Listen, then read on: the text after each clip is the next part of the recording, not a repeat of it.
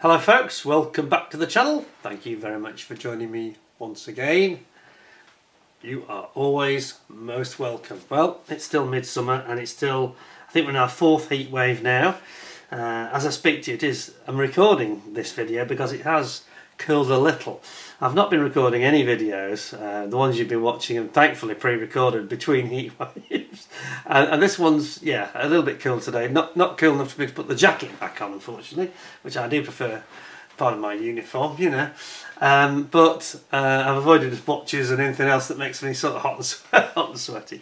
But it's just been awful, really. And for the members, of course, on the channel, and we just had the members gallery, the Midsummer Gallery, which I thought was, they just seem to get better and better, don't they? Really enjoyed that. A little bit tricky putting it together, but yeah, that was quite good. But I've just not been able to have the members live shows because I have to really do that in the office where the computer is. And oh man, no, 2 o'clock onwards, it's like an inferno. It's like being in a sauna.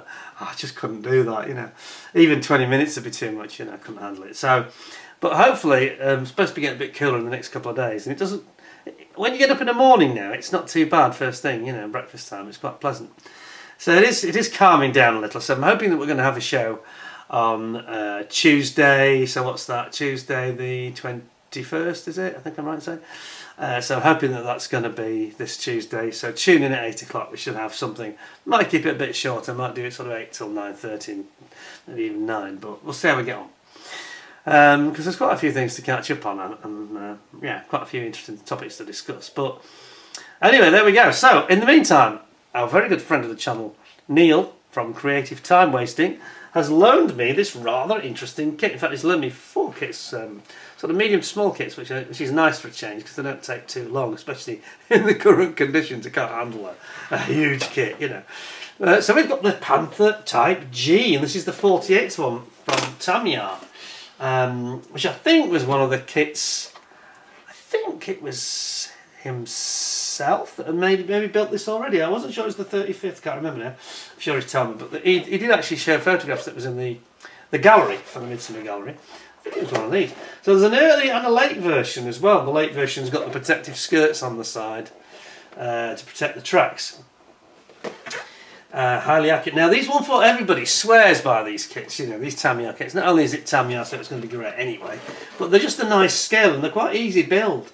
Oh, it's got a, ooh, hey, look at this. I thought it felt heavy, this box. It's got a die-cast chassis to maintain realism. How about that? Hey. Anyway, without further ado, I suggest we get into it. I hope you'll forgive me today. I'm having a little bit of a cooling drink. One of my absolute current favourite drinks. No, not the champagne. It's almost too hot even for that. I'm drinking cider with some ice. Now, actually, this is not at its premium best, this particular cider. It's actually Jeremy Clarkson's Hawkstone cider. I think it does 3 versions now. This is the regular version, which I prefer. And I just love it. It's, if you remember, for those of you of a certain age, we used to have sort of Strongbow cider at the dry end, and then we used to have Woodpecker at the sweeter end. This is kind of right down the centre. It's really very drinkable, very refreshing. However, I haven't really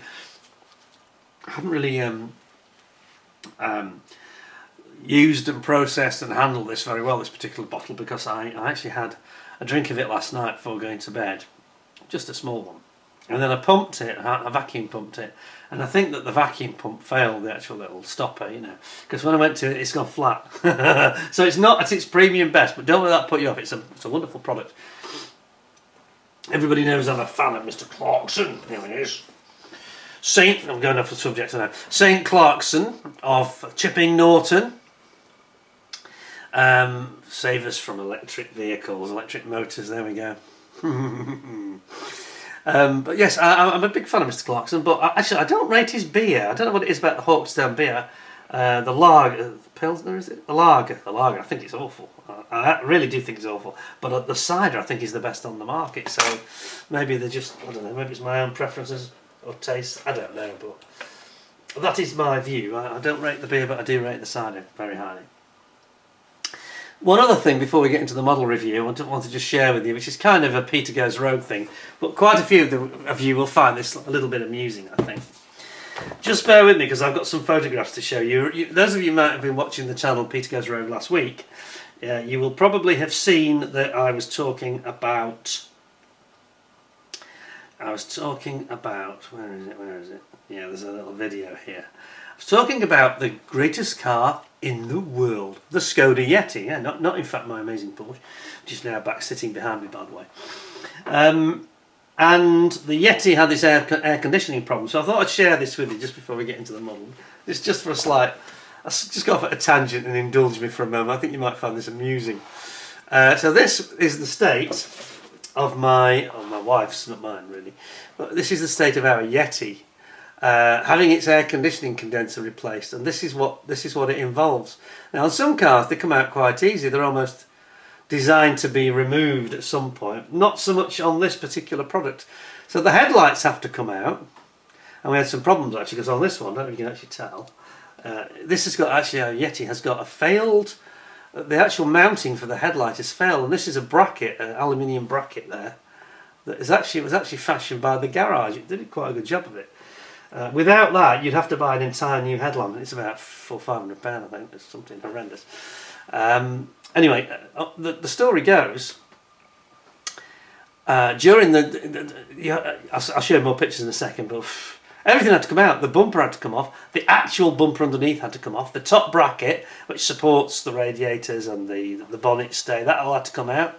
The headlights have to come out, everything. The whole front end comes off, yeah. But this bracket, I ended up having to repair it because actually the people that had fashioned it, they'd done a really good job with this bracket, but not such a good job on the mounting of it. They put 3 really tiny screws, and in the end they were failing, and it was wobbling around. And when we tried to realign it at the end, because I was helping this guy because I wanted to make sure it was done right, to be honest. I don't mean his business about the aircon, that he's an expert on that, but this was not really his forte, I can tell, so I got involved, I had to.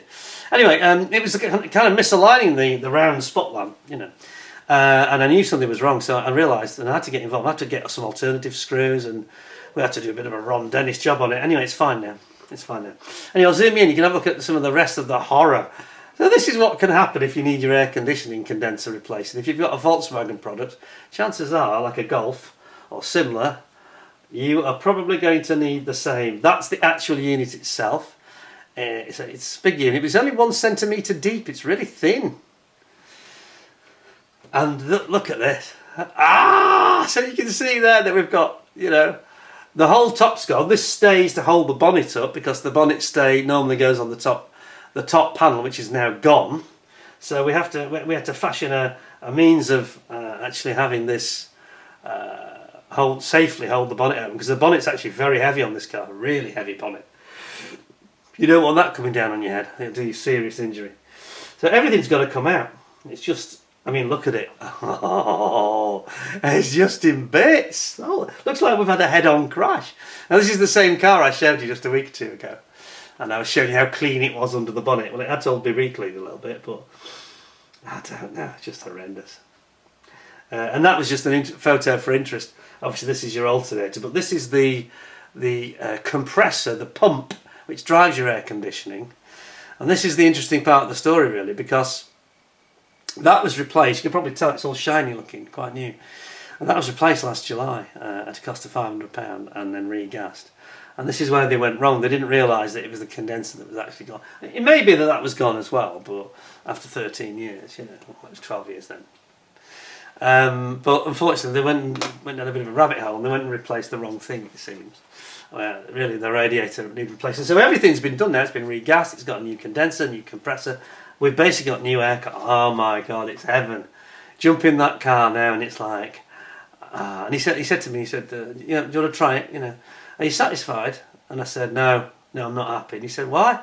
I said, because I'm going to need a jumper now in there, or a coat. It was like being in the Arctic.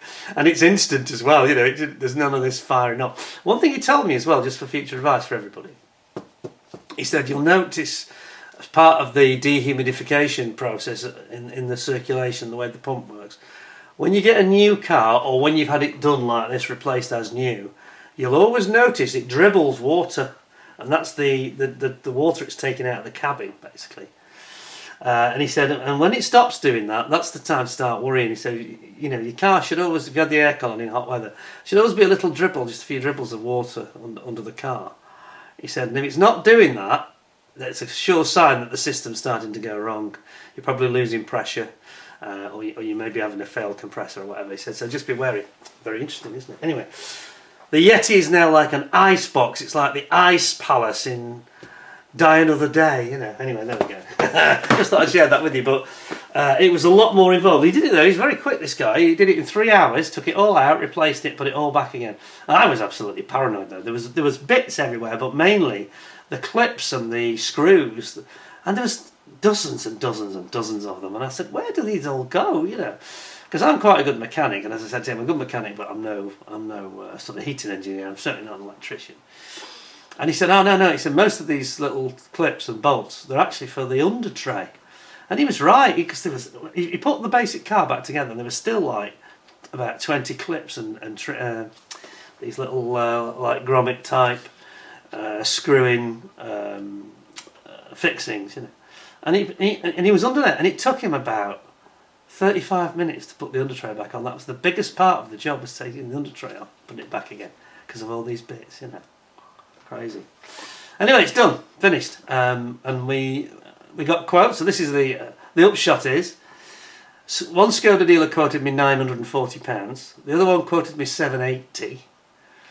I didn't get a quote from the idiots down the road because they're just not to be trusted. And he charged £370.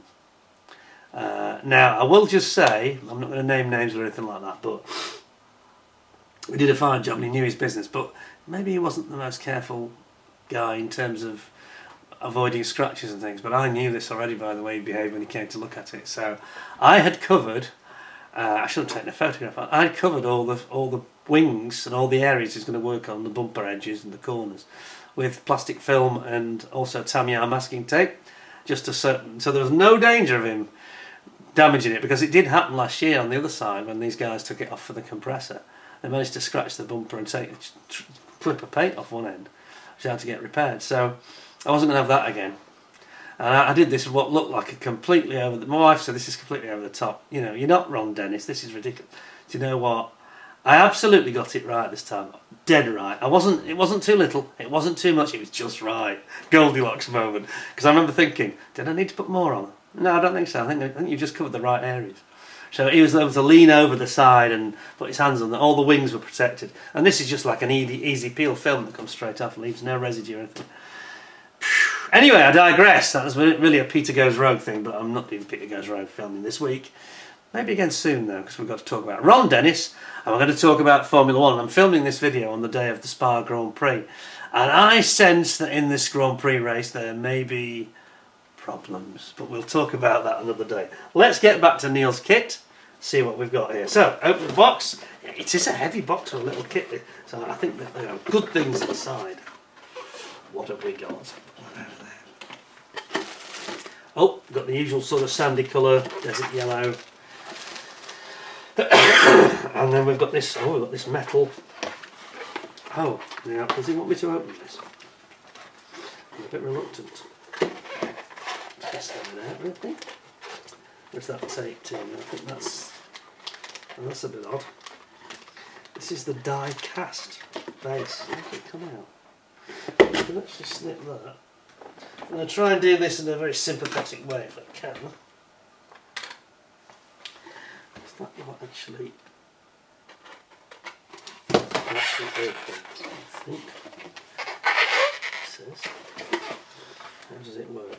Yes, like that. Okay, let's... Oh, we can show it. I think we can show this. And it's stapled and it's taped. I think we won't actually. It's going to... They've really made sure it's secure. It's a bit unusual. So what they've done... Let's zoom you in. What they've done is they've got this die-cast base. And this is the bathtub style. And it's all die-cast. So this is the entire sort of bathtub for your hull. You see it there, I think. It's made it very easy to see. There we go.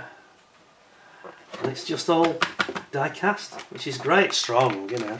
So that puts you off to a good start. Die-cast chassis, I like it. Yeah.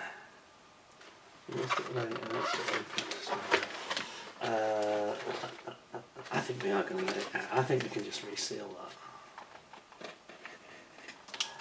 Yeah.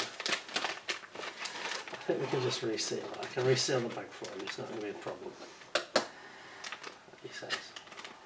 I think we do need to see this. We can just do that carefully. Not carefully. Come on! That's it. We'll reseal the bag, it'll be fine. Oh my lord, it's very unusual. It looks like plastic to the eye, but it's definitely metal. It's very unusual. I haven't seen that before. 2006 is it? Oh my goodness. Haven't they done that well? That's remarkable really. Yeah, I like that. And I say it looks like plastic to the eye. Your eye's telling you it's plastic, but it's definitely metal. Ting ting. Well, I'll be darned. There we go. Ting ting. Whack it on the old wedding ring. The wife won't mind. Anyway, yes, we'll just look at that separately and we'll put it back away. I think. Very interesting beginning there. It's a good start, isn't it? Well, there was another one that had the metal chassis as well. Was it the Honey Stewart? I think it was, wasn't it? Yeah, Chris Jones's Honey Stewart. I think that was what it. Oops. Will it go in? There we are. Back to you.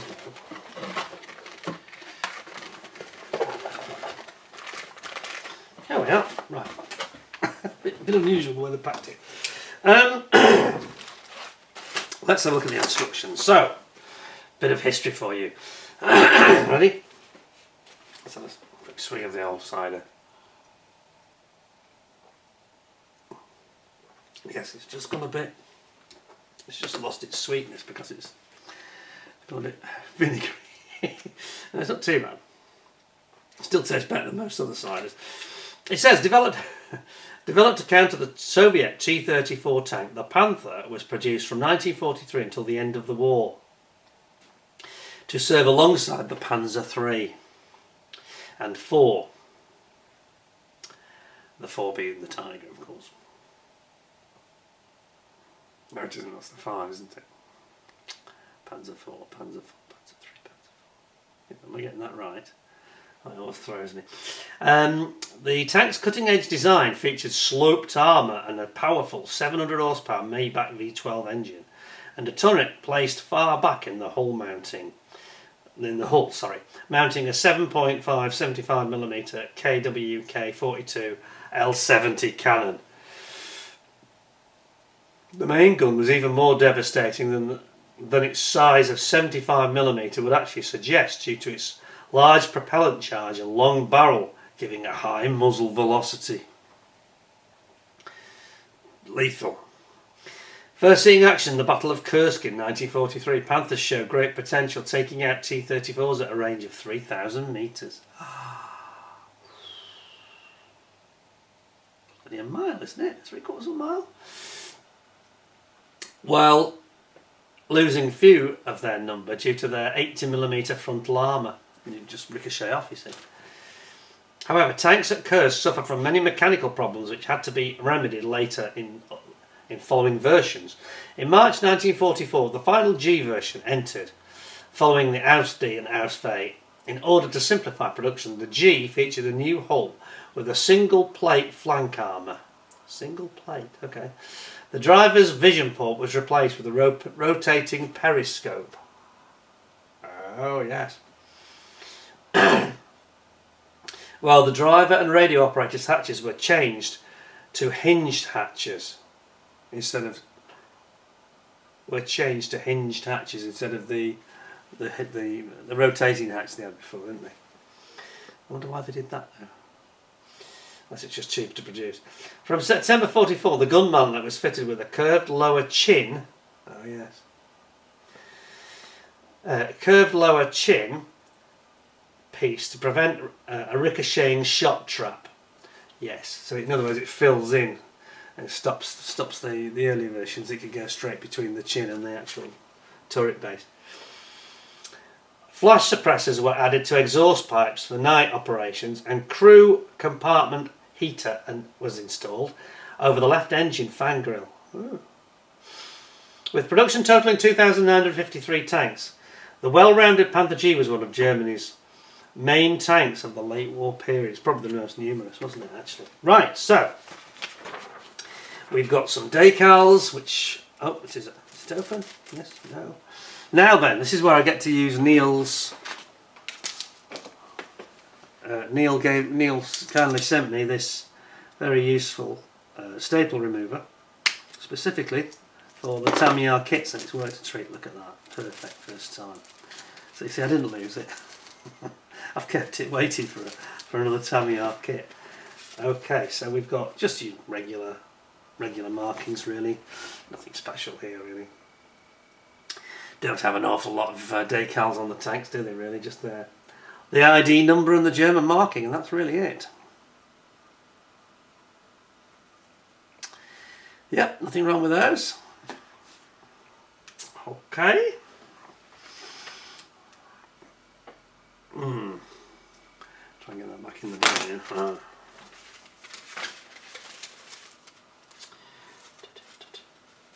There we go. Right, instructions then. Instructions. So, bring it back in. So you've got this all metal die cast hull we mentioned on show. You're going to put your front sloping armour plate. Is that the front or rear? That's the rear, isn't it, actually? Panel assembly, lower hull, idler wheels, and your drive system going in there. And we've got all our road wheels going in. This looks like a kit that wouldn't take long to build. It's recommending you use super glue, mine, because it's a metal hull, so regular glue won't be useful to get these wheels on. Slight downside for me, because as you know, I'm not very good with super glue. Gives me allergy problems. Attaching your tracks, which are link and length, and they look really nice, those actually. They do, don't they? That's great. And then you're going to start working on your upper hull. You've got all your back bulkhead going on there, the back wall, and then you've got these hinged, and yeah, it's a side hinge. That's the bit it didn't make very clear. And before they were like a rotating, like a swing hinge on the original version, I think. Then you've got your couple of screws that are going in here. It's actually got a mounting screw, that's good. And then you've got these flash illuminators on the exhaust that stop the flames being seen.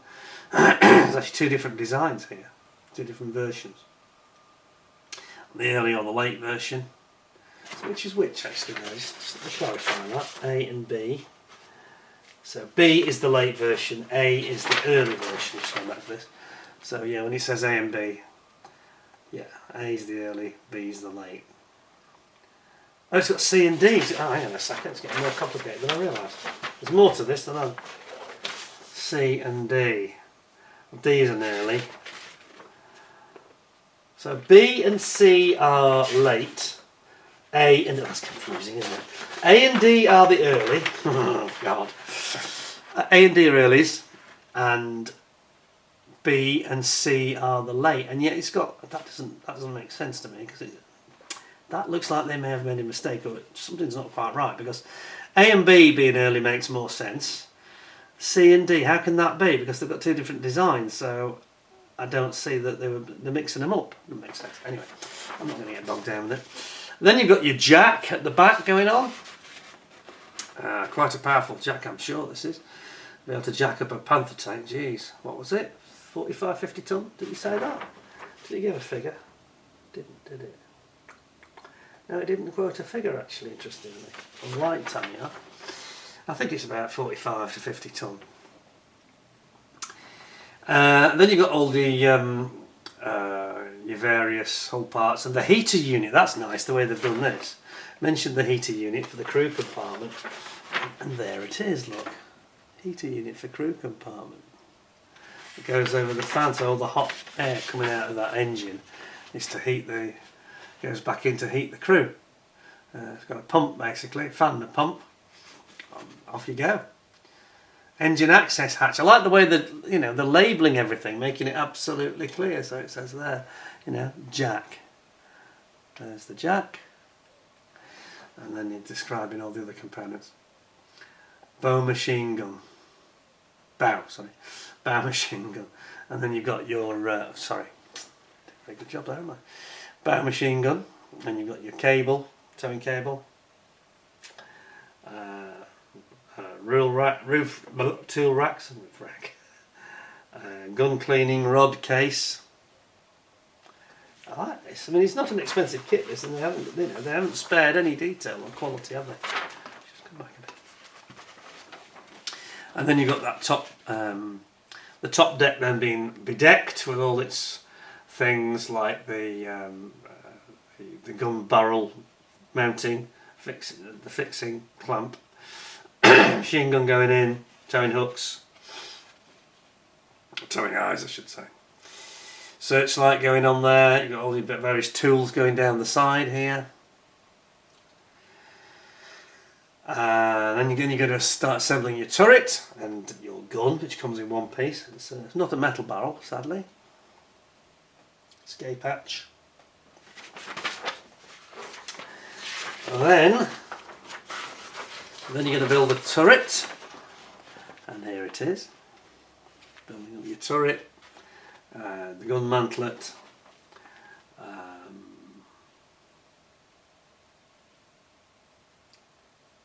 yeah, it's like they've got a blanking plate at the top of the mantlets as well, so they're worried about a shot trap at the top as well, perhaps lower caliber stuff, maybe penetrating the top of the turret. And then finally, you just put your, for the later models, B and C. See, they've got it right there, haven't they? This is what's a bit confusing. B and C, as I said, is the later version that also has the skirt. So that makes perfect sense. What it doesn't make perfect sense is when it's talking about those, going back. I wonder if they made a little bit of an error here, because then they've got A and B for one version of the exhaust, and then C and D for the other, which I don't think is correct, but anyway. Well, there we have it. Great instructions, just a slight one, small query there, and then you've got your various different paint jobs, giving you the paint guide. It doesn't say where they were. The only thing that missed out here, it doesn't actually say where they were stationed, which is a bit disappointing, because that'd be nice to know, wouldn't it? Is it Normandy? Is it Kursk? What? I'm thinking it's not Kursk, because this is a later model, so I'm presuming it's Normandy and Ardennes onwards. There we go. Yeah, apart from that one query about those exhausts, which has got me slightly baffled. Apart from that, really fine instructions, great clarity, good descriptions. You know, it's a learning experience. You're learning about what these things are. They're just slavishly gluing parts together like on a Chinese kit, and no idea what they are. I hate that. So let's have a look at the plastic then. Thanks again to Neil for loaning this to us. I've got a feeling that he's built it before, so I think it's one of his favourite kits. We're using Neil's staple remover. I think he was a bit disappointed in me that I have not been using this, and then moaning about the staples. And it was like, blooming heck, man, I've given you the tools you need. It's quite clever. They seem to be stacking up. The actual ones I've removed are staying there. That's quite clever. Right, let's have a look then. Yeah, it's nice. Exactly what you'd expect from Tamiya. This is, look at that. It's a nice scale, this, isn't it? It's not too big, not too small. Big enough to give you lots of crisp detail, and small enough to have room to, you know, have a good collection of them. And that is very, very nice. Yeah, that's really excellent. That's the top deck. And then we've got the rear bulkhead and rear wall. Now, are these fuel cans, or are they just stowage boxes? I never quite get my head around that. Not the greatest Panther expert, but then you've got your side skirts, protective skirts at the side. You've got your parts for your, that's the little, like a fan for the that personnel heater in the main compartment for the crew. And you've got one of your engine covers, various bits and bobs, and here you've got those flip up hinged hatches for the driver and the gunner. And then here you've got your, what have we got? Wire cutters and like a trenching tool, sort of shovel. Very nice. Okay, so far so good. Yes, it is one of those kits that you start looking at it and thinking, I just want to build it really. It holds no fear to you because it's not going to be too complicated, it's not going to be too big. A nice sort of mojo build these are, I think. Very enjoyable. You know it's going to go together properly. We've got a couple of screws in the bag, so I won't take those out. Okay. Then we have, as the turret, let's get the old creative time wasting stapler out again. And again it's taking them and it's holding them again. That's brilliant. This has become effortless suddenly. Thanks, Neil. Thanks on both counts. Right, okay, now then. Now you've got two different mantlets because there's two different versions earlier and later that I mentioned. You've got the one gun, but it looks nice and straight. There's no bowing or problems with the moulding here, even though it's in plastic. You've got the flash eliminating muzzle. And you've got your cupola here. Commander's cupola. Here, this is your stowage tube for the gun barrel cleaning rods, and then you've got your machine gun port, your drive, transmission drive exits there. I'm sure there's a better word I could use than that, but anyway. And over here you've got your the clamp for the gun barrel, transit clamp for the gun barrel, so it's swinging around when it's on a train or it's not in use, being driven across country or something between battlefronts. And then this is the mantlet surround that's got the sort of anti-shock trap bit in it. In fact, actually, you see that the anti-shock trap is built into the mantlet itself. This version has it, and this version doesn't. See that? So it fills in the gap, so it's not rounded, encouraging a shot to go between that and the top deck and therefore penetrate the tank. Kind of wonder why they didn't think of that before, if I'm being brutally honest. I mean, you don't need aerodynamics, do you, on a mantlet, really, on a slow-moving thing like a tank, so it's a bit strange that they didn't. I'm not trying to be a smart aleck here, but it's a bit strange that it isn't obvious. You kind of thought they'd see that coming, really, And there's a few tanks where I've seen that on, and I've thought, is that really a good design? Because, any high-velocity shot could do some proper damage if you've got an area where you've got like an opening or a concave section where a shot could then ingress and penetrate, Anyway, they learned the lesson and they changed it, didn't they? So shouldn't be too churlish about it. Right, well there we go. That's the McConaughey. Oh, sorry, I forgot to mention there was some polycaps and also some line for your towing. I think it's a bit of alternative if you want to have the tow cable. Got it there. It's like cotton, isn't it? Or is that just the only one? I think that's just the only one, isn't it, actually? And then this is actually two screws that are the same, so I've just got one of them because they're a duplication. Yeah, sorry, I was saying thank you for the McConaughey patented Tamiya staple remover. That's worked a treat. Right, now this is really, it's like the money shot, This is really nice, actually. Look at the mouldings here, this is gorgeous. Considering it's at, a fairly modest scale as well. Look at these. So I think we need to move Jeremy, don't we? He's kind of in the way there. Not very relevant today. He's had his say. Right, look at that. So here's you got these fans on the engine deck. This is the actual, this is the top here. Whoops, lost myself completely there. That's that, the crew heating unit that goes on top. So basically it's effectively a fan with and this is a pump at this end that pumps the air into the crew compartment. Then you've got the towing eye end of the towing cables.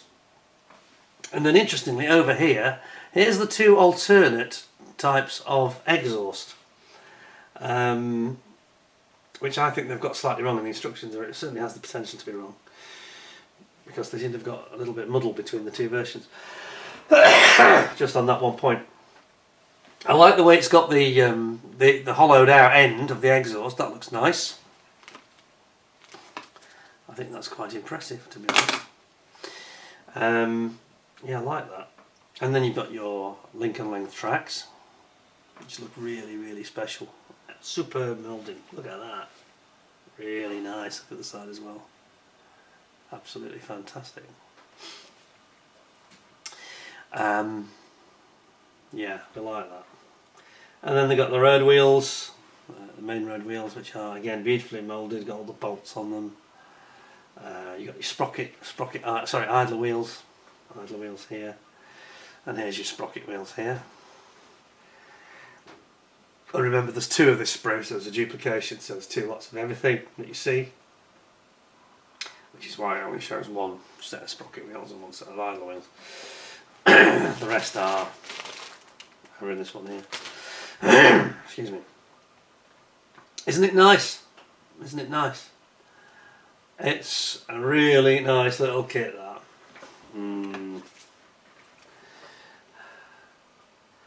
I think it's beautifully moulded, and you know the quality of the mouldings is beyond all reproach. There's no flash, there's no bowing or warpage or any of that stuff. You know, no, absolutely not. Never have I seen anything like that in a Tamiya kit, to be honest. Yes, so what do I think? Well, I was a little bit irked, perhaps disproportionately, a little bit irked about the exhaust, because I'm sure they've made a mistake there. But other than that, I think it's tempted to say 10 out of 10. I think I say 9.75 out of 10, because there is that slight question mark. But it's a beautiful kit, and it's something you just want to build. I mean, that could be a weekend build, that, couldn't it? If you've got a long weekend, Easter, Christmas, or bank holiday weekend or something, there's something not to like in it. It's just a fantastic little thing. 9.75 out of 10 is where I'm at. Sorry there's no watch today, no fancy watch to ogle at. No, I'm trying to keep everything, and these are getting quite sweaty already because it's quite warm. So I'm keeping them short today.